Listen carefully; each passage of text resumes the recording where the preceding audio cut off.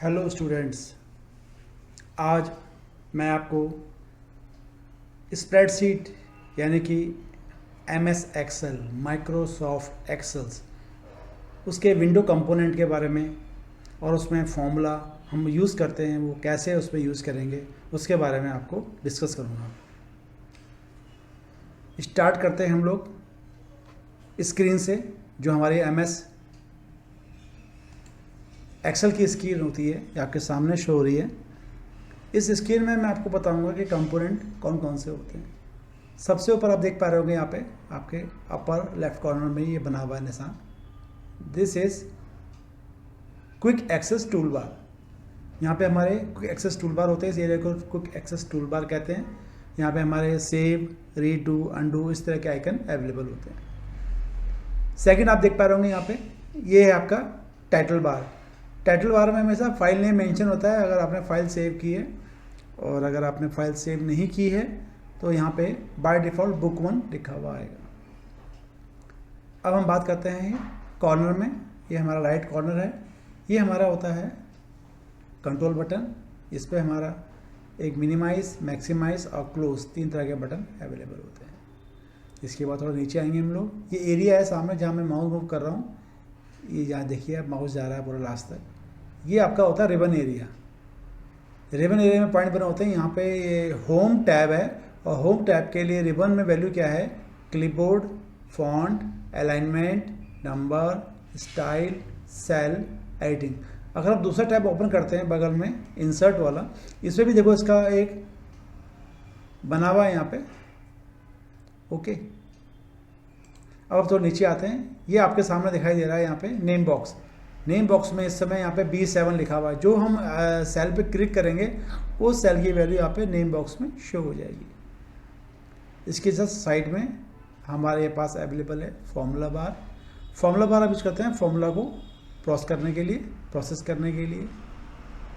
अब थोड़ा नीचे आते हैं, यहाँ पे ये हमारे सामने जो एरिया है वाइट एरिया, जिसपे ये बहुत सारे सेल बने हुए हैं वाइट वाले, ये सब हमारे क्या है, work sheet area. In worksheet area में हम लोग वर्क करते हैं। आपके सामने दिख रहा होगा ये डार्क कलर का एक रेक्टेंगुलर बॉक्स, ये आप कहीं भी क्लिक कर सकते हैं।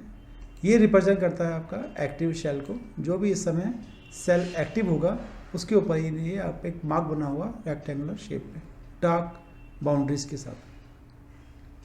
और इसमें देखेंगे यहाँ पे ABCD लिखा हुआ है, ABCD कैपिटल में, ये रिप्रेजेंट करते हैं कॉलम्स को।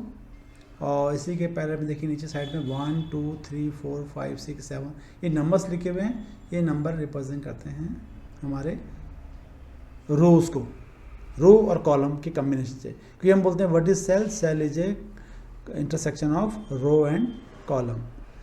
इसके नीचे आप आएंगे, यहाँ पे ये आपका है वर्कशीट टैब।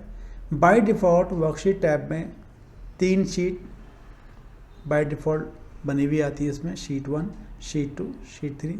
हम चाहें तो इस शीट का नाम राइट क्लिक करेंगे तो यहाँ से हम उसे रीनेम भी कर सकते हैं, बदल सकते हैं।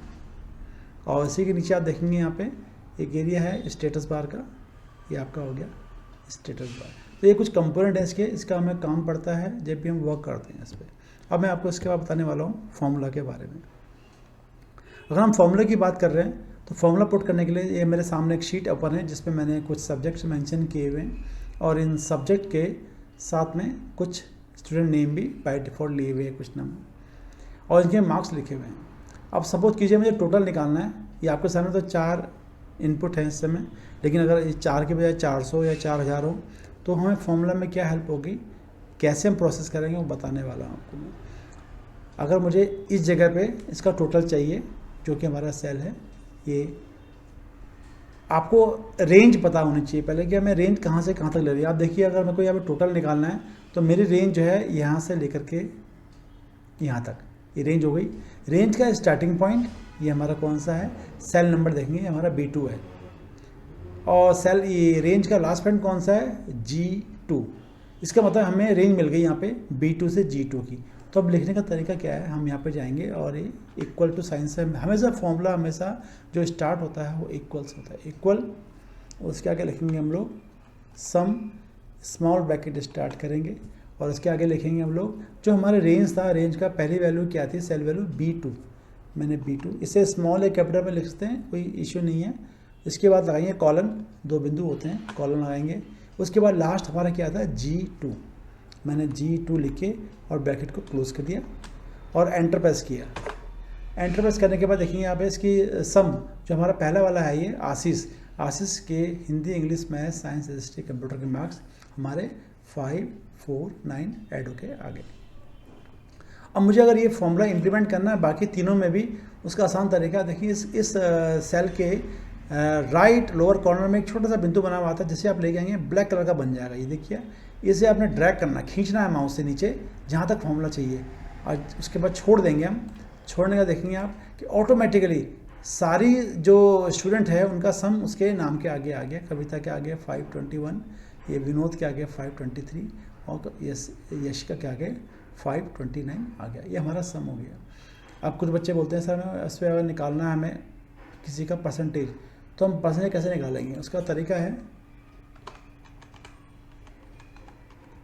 ये मैंने हेडिंग लिख दिया परसेंटेज। कभी अगर नाम बाहर जा रहा हो तो कुछ नहीं करना, आपको उस कॉलम की साइड में आके डबल क्लिक कर देना है और वो ऑटोमेटिकली सेट हो जाएगा। अब निकालना है हमको परसेंटेज। हम जानते हैं कि परसेंटेज का फॉर्मूला क्या होता है, सम जो हमारा यहाँ ये वाला है अपॉन कितने मार्क्स का है, ये 100 का एक था तो ये 6 हो गए, तो इसके अपॉन में 600 इंटू 100, तो मैं लिख सकता हूँ उसे इज इक्वल टू, जो हमारी वैल्यू क्या है, वैल्यू हमारी है जो टोटल की वैल्यू आई वो H2 में आई है। आप देख पा रहे होंगे, देखिए ये रहा H2 है हमारा, ये सेल वैल्यू H2, तो लिखूँगा इसे H2, ठीक है। अब इसको हम जब डिवाइड करेंगे 600 से करेंगे और 100 से करेंगे मल्टीप्लाई, तो 0 से 0 हमारा माइनस होगा। मैं आपको बता देता हूँ, आप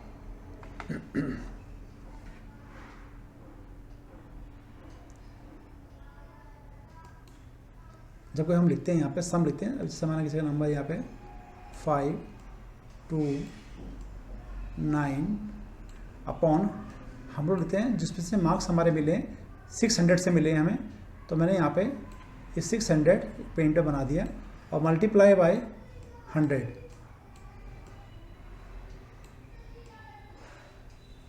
अभी 2 zeros यहाँ से 2 0 कट हो गए, तो मैं इसे लिखता हूँ 529 अपॉन 6, ठीक है। मैं ही आपको बताने वाला था।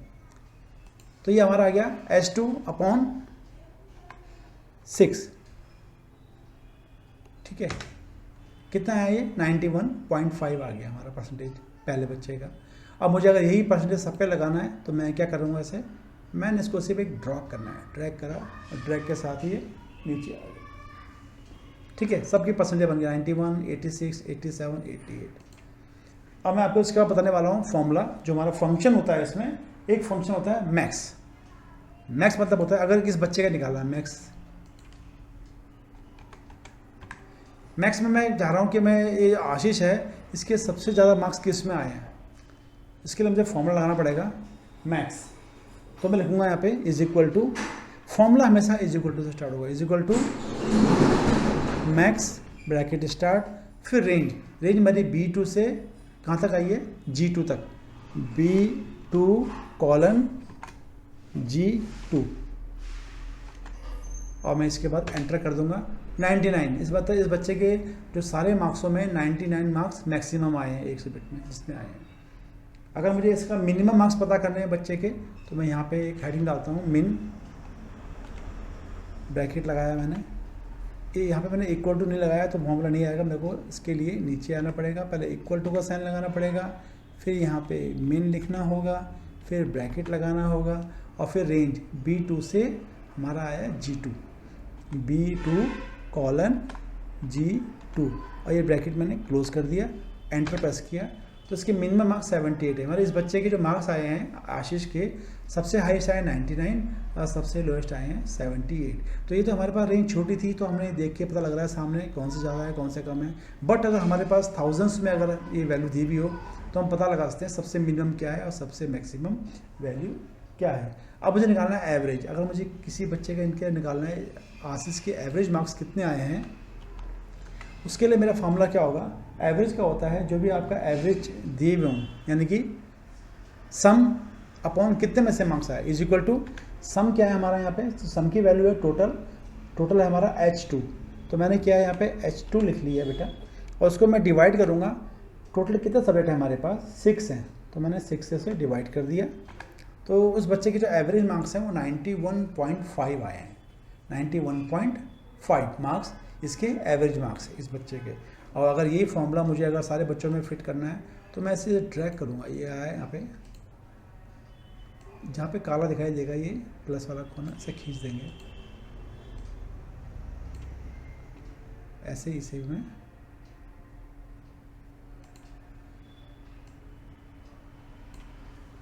इस तरह से हमारा ये फॉर्मूला काम करता है इसमें।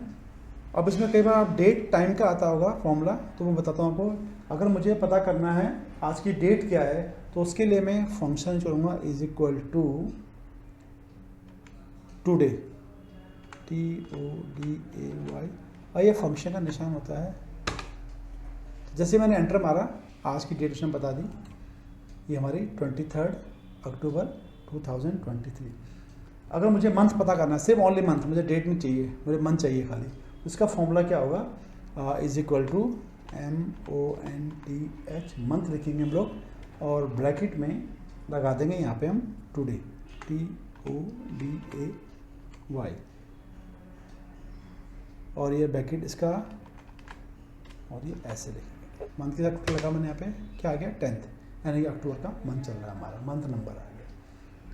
अगर हमें खाली ईयर का पता करना है तो आगे हम इसी वाले में ईयर लिख देंगे। हमने यहाँ मंथ और टुडे लिखा था, यहाँ पे ईयर और टुडे लिख देंगे हम लोग, तो उससे हमारा करंट ईयर पता लग गया है। कैसे, is equal two year bracket today, function का साइन लगाएंगे हम और उसे क्लोज करेंगे। ये आ गया हमारा 2023। और मुझे अगर डे पता करना है, खाली ओनली डे, डे के लिए मैं करूँगा यहाँ पे is equal to DAY, day bracket start today, function symbol and bracket close, ये आ गया 23। तो हमने इसको, तो डेट में आ गया हमारे पास, फॉर्मूला लगाया हमने टुडे का। अब टुडे को अगर हम ईयर, मंथ और डे के साथ आएंगे तो हमारा ये आपको मिल जाएगा। ठीक है, तो ये आपके कुछ फंक्शन मैंने कराए हैं। अगली वीडियो में आपको मैं इसमें MS एक्सेल में जो चार्ट ही होते हैं उन चार्ट के बारे में डिस्कस करेंगे हम लोग। अभी आज के लिए इतना ही काफ़ी है, और आपको इसमें कोई चीज़ समझ में नहीं आई हो आप मुझे कमेंट में ज़रूर लिखिएगा, और इस पे लाइक कीजिए और सब्सक्राइब कीजिए। Thank you very much.